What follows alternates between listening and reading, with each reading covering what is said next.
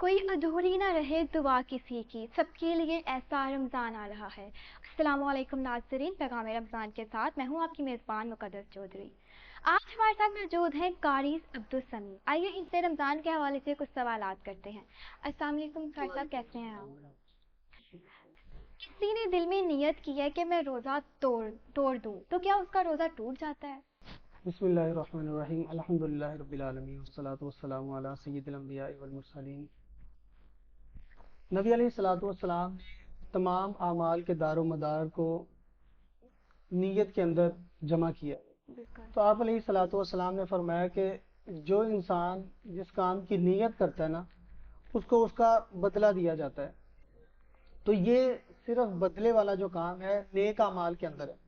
انسان نیک اعمال کی جب نیت کرتا ہے تب اس کا اجر نیت کا لکھ دیا جاتا ہے، اور جب وہ بندہ اس عمل کو اپنی زندگی میں لے کر آتا ہے تو اسے اس عمل کے ایک تو نیت کا پہلے اجر مل گیا، اس کے بعد اللہ تعالیٰ اس عمل کے کرنے کا اجر بھی اسے عطا کرتے ہیں، اور اس اجر کے ساتھ ساتھ اللہ تعالیٰ اس اجر کو 10 گنا تک بڑھا دیتے ہیں۔ تو الحمدللہ رمضان المبارک جو ہے وہ نیکیوں کا موسم بہار بھی اسے کہا جاتا ہے۔ تو اس کے اندر اللہ تعالیٰ نے مسلمانوں کے لیے بونس یہ رکھا ہے کہ جہاں پہ عام دنوں میں ایک نیکی کو 10 گنا تک بڑھایا جاتا ہے، رمضان المبارک کے اندر اسی نیکی کو 70 گنا تک بڑھا دیا جاتا ہے۔ ماشاءاللہ۔ اور انسان کی نیت اخلاص کے مطابق اللہ تعالیٰ اس اجر کو 700 گنا تک بڑھا دیتے ہیں۔ تو جہاں پر بات ہے کہ اللہ تعالیٰ کی کسی نافرمانی کے حوالے سے، یا یہ جو آپ نے سوال کیا جو روزہ توڑنے کی جو نیت کرتے ہیں، تو برائی کی نیت اس وقت تک اس کا کوئی اس کا بدلہ یا اس کا گناہ نہیں لکھا جاتا جب تک انسان اس پہ عمل پیرا نہ ہو جائے۔ صرف نیت کرنا اس سے روزہ ٹوٹتا نہیں ہے۔ جب تک ہم نیت کے ساتھ کچھ کھا نہ لیں، کچھ پی نہ لیں، تو پھر ہمارا روزہ کھانے پینے کے بعد یا کوئی ایسا عمل جو روزے کو ختم کرنے والا ہے، اللہ تعالیٰ کی نافرمانی والا ہے، وہ جب تک ہم عمل نہیں کریں گے تب تک ہمارا روزہ نہیں ٹوٹے گا۔ مطلب صرف نیت کرنے سے روزہ نہیں ٹوٹتا، جب تک اس پہ عمل نہ کیا جائے تب تک ہمارا روزہ قائم رہے گا۔ جی، روزہ کن کن وجوہات پر ٹوٹ جاتا ہے؟ جی، روزہ ٹوٹنے کے کئی وجوہات ہیں۔ جی، عام طور پہ ہمیں بتایا جاتا ہے کہ ہمارے ناک سے خون بہہ گیا ہے، ہماری دانت سے خون نکل آیا، ہمارے جسم کے کسی حصے سے خون نکل آیا، تو ان چیزوں سے عام طور پہ روزہ نہیں ٹوٹتا۔ روزہ ٹوٹنے کی وجوہات یہ ہے کہ انسان جان بوجھ کر کچھ چیز کھا لے، کچھ پی لے، گالی گلوچ کرے، کیونکہ نبی علیہ الصلوۃ والسلام نے فرمایا کہ اللہ تعالیٰ کو ایسے بندے کے روزے کی کوئی ضرورت نہیں ہے جو بندہ روزہ رکھنے کے بعد بد کلامی نہیں چھوڑتا، گالی گلوچ نہیں چھوڑتا، اور اپنے نفس پر قابو نہیں رکھتا، گناہوں سے نہیں بچتا۔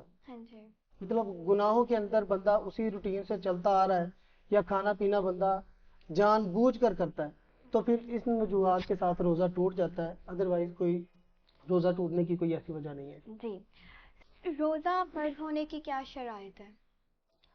روزہ دین اسلام کے اندر جو بھی عمل ہے، مرد ہے یا عورت ہے، اعمال کے حوالے سے وہ بندے پر اس وقت فرائض ہوں گے جب بندہ بلوغت کی عمر کو پہنچتا ہے۔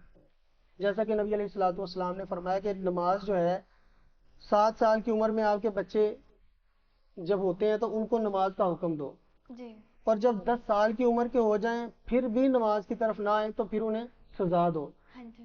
تو یعنی 7 سے 10 سال کی عمر جو ہے وہ نماز کی عادت کی عمر ہے، اور 10 سال کے بعد سختی کے ساتھ ان پر یہ چیز جو ہے ہم نے لاگو کرنی ہے۔ اسی طرح روزہ بھی جو ہے وہ 10 سال کی عمر کے بعد ہم والدین کا، اساتذہ کا فرض ہے کہ وہ اپنے بچوں کو روزے کی طرف لے کر آئیں، نیک اعمال کی طرف لے کر آئیں۔ اور پھر نبی علیہ الصلوۃ والسلام نے فرمایا کہ 3 حالتیں ایسی ہیں جب بندہ مرفوع القلم ہوتا ہے کہ اس کا کوئی گناہ نہیں لکھا جاتا، یعنی کہ وہ اجر تو اسے ملے گا، مگر گناہ کے لیے وہ بندہ اس وقت تک قابل نہیں ہوگا جب تک نبی علیہ الصلوۃ والسلام نے فرمایا وہ بندہ بالغ نہ ہو جائے۔ تو بلوغت کی جو عمر ہے یہ روزے کے فرض ہونے کی اصل عمر ہے. تو 10 سال کی جو عمر ہے اس میں ہم نے بچوں کو اس چیز کی طرف سختی کے ساتھ لے کر آنا ہے. قاری صاحب آپ کیا سمجھتے ہیں کہ نابالغ کو روزہ کھلوانا چاہیے؟ جیسا کہ میں نے بتایا کہ روزے کی فرضیت جو ہے وہ بلوغت کے بعد ہے. جی. تو اگر بلوغت سے پہلے حالت اس طرح کی ہو جاتی ہے، بچے بعض اوقات ہمارے روزہ برداشت نہیں کر سکتے، جی جی. تو پھر ایسی صورت میں ان کو روزہ کھلوا دینا اس میں کوئی مذائقہ نہیں ہے. اللہ تعالیٰ اس پہ کوئی پکڑ نہیں کرنے والا انشاءاللہ. جی سر، وہ کون سا عمل ہے جس کا ثواب اللہ تعالیٰ خود دیں گے؟ جی بہت اچھا سوال ہے. نبی علیہ الصلوۃ والسلام نے فرمایا کہ اللہ تعالیٰ نے 2 فرشتے مقرر کیے انسان کے ساتھ جو اس کے اچھے اعمال کو بھی لکھتے ہیں اور برے اعمال کو بھی لکھتے ہیں. نیک اعمال لکھنے والے جو فرشتے ہیں وہ بندے کے نیت کو بھی لکھتے ہیں. بندہ نیک عمل کرتا ہے تب بھی اللہ تعالیٰ نے ان کو تمام جو اجر و ثواب ہے نا، جیسا کہ پہلے سوال کے اندر میں نے بات کی کہ اللہ تعالیٰ عام دنوں کے اندر ایک نیکی کو 10 گنا تک بڑھا کے اجر عطا کرتے ہیں. وہ فرشتوں کو اللہ تعالیٰ نے اس کا بتا دیا ہے کہ ہر بندے کو ایک نیکی کے بدلے اس کے 10 لکھنی ہے. اسی طرح رمضان المبارک کے اندر ایک نیکی جو ہے اسے 70 گنا سے 700 گنا تک بڑھا دیا جاتا ہے. مگر روزہ ایک ایسا عمل ہے، اللہ تعالیٰ نے فرمایا الصوم لی وانا اجزی بہ، کہ روزہ انسان خالص میرے لیے رکھتا ہے اور میں اللہ ہی اس بندے کے روزے کا اجر دینے والا ہوں. اور وہ اللہ تعالیٰ اس روزے کا اجر کتنا دیں گے، وہ اس کی رحمت اور اس کی جو اطاعت ہے، اس کی بندوں کے اوپر محبت اور شفقت ہے، اس کے حوالے سے ہم دیکھ سکتے ہیں کہ اللہ تعالیٰ اگر ہمیں گناہوں کے ساتھ اتنا نواز رہے ہیں، ہم سارا دن گناہ بھی کرتے ہیں تو اللہ تعالیٰ ہمیں نوازتے ہیں. تو پھر جب ہم اللہ تعالیٰ کی بندگی کرتے ہوئے روزہ رکھتے ہیں جو کہ خالص اللہ کے لیے، تو اللہ تعالیٰ اس کا اجر بہت بڑھا چڑھا کر ہماری سوچ سے باہر ہے وہ اللہ تعالیٰ ہی عطا کریں گے.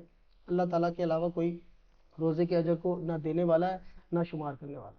ہاں جی قاری صاحب، آخری سوال میرا یہ ہے کہ آپ کی نظر میں مسکین کسے کہتے ہیں؟ جی مسکین، نبی علیہ الصلوۃ والسلام نے جب اپنے صحابہ سے پوچھا اے لوگوں مسکین کسے کہتے ہیں، جی تو ان کا جواب جو تھا وہ بھی یہی تھا کہ یا رسول اللہ وہ لوگ جو اپنی ضروریات کو پورا نہیں کر سکتے، جن کے پاس کھانے کے لیے کچھ نہیں ہے، پینے کے لیے کچھ نہیں ہے، رہنے کے لیے گھر اپنا نہیں ہے. جی یعنی ہر وہ بندہ جو اپنی ضرورت کو اپنی کاروبار سے اپنی آمدنی سے پورا نہیں کر سکتا وہ مسکین ہے، وہ ہماری مدد کا حقدار ہے. اور رمضان المبارک میں ہمیں اس بات کا خیال رکھنا چاہیے اپنے ارد گرد ماحول کے اندر ایسے لوگ جن کا ذریعہ آمدن اتنا نہیں ہے کہ وہ اپنی ضروریات کو پورا کر سکیں، ان لوگوں کا خیال رکھیں. نبی علیہ الصلوۃ والسلام کو یہ عمل بہت اچھا لگتا تھا. اللہ تعالیٰ ایسے بندے کے ساتھ بڑی محبت کرتے ہیں جو مساکین کا خیال رکھتے ہیں. آخر میں آپ ہمارے دیکھنے والوں کو رمضان کے حوالے سے کیا پیغام دینا چاہیں گے؟ پیغام رمضان المبارک کا سب سے اہم پیغام یہی ہے کہ سب سے پہلے تو ہم اپنی نیت کو خالص کریں. جب تک نیت خالص نہیں ہوتی تب تک ہمارا کوئی بھی عمل قابل قبول نہیں ہوتا، کیونکہ نبی علیہ الصلوۃ والسلام نے فرمایا ہر بندے کو اس کے عمل کا اس کی نیت کے حوالے سے اجر دیا جاتا ہے. بندہ جس طرح کی نیت کرتا ہے ویسے اس کا اسے اجر دے دیا جاتا ہے. پہلی بات تو یہ کہ صرف اور صرف خالص اللہ کی رضا کے لیے ہم نے روزہ رکھنا ہے. دوسری بات، روزے کے اندر وہ تمام معاملات جو لغویات میں شامل ہوتے ہیں، فضول کاموں میں شامل ہوتے ہیں، ان کو چھوڑ دینا یہ روزے کا اصل مقصد ہے. اللہ سے ڈرتے رہنا، اپنی زبان کو زیادہ سے زیادہ تلاوت کا اور اللہ کے ذکر کا عادی بنانا، یہ ہمیں روزے کے اندر کرنا چاہیے. یہ بہت ضروری اعمال ہیں کیونکہ نبی علیہ السلام نے فرمایا اللہ تعالیٰ ایسے بندے کے روزے کو بالکل پسند نہیں کرتا. اللہ کو ایسے بندے کے روزے کی ضرورت ہی نہیں ہے کہ جو بندہ روزے کی حالت میں لغویات کو نہیں چھوڑتا، فضول باتوں کو نہیں چھوڑتا.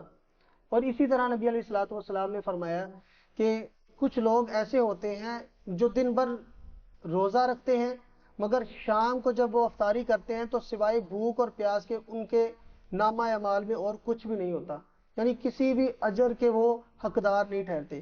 وہ یہی لوگ ہیں جو اپنے عام روٹین کے اندر، جیسے ہم رمضان سے پہلے اپنی زندگی گزار رہے تھے، ویسے ہی فضولیات کے اندر، گانوں کے اندر، ڈراموں کے اندر، فلمیں دیکھنے میں اپنا وقت ضائع کرتے ہیں۔ تو بات کرتے ہوئے فضولیات، بلا جھجک، نہ کسی بڑے کا خیال، نہ روزے کا خیال، اور گالی گلوچ ویسے ہی ہماری زبانوں پہ چلتی رہتی ہے۔ تو میرا خیال ہے کہ یہ باتیں بہت ضروری ہیں کہ ہم روزے کی حالت میں ان کو چھوڑیں۔ اللہ تعالی ہم سب کو عمل کی توفیق عطا فرمائے۔ جی بہت شکریہ قاری صاحب کہ آپ ہمارے اسٹوڈیو میں تشریف لائے۔ ناظرین، جیسا کہ ہم نے قاری عبدالسمیع سے بہت سے سوالات کیے رمضان کے حوالے سے، اب ملتے ہیں کسی نئی شخصیت سے اگلے پروگرام میں، تب تک کے لیے خدا حافظ۔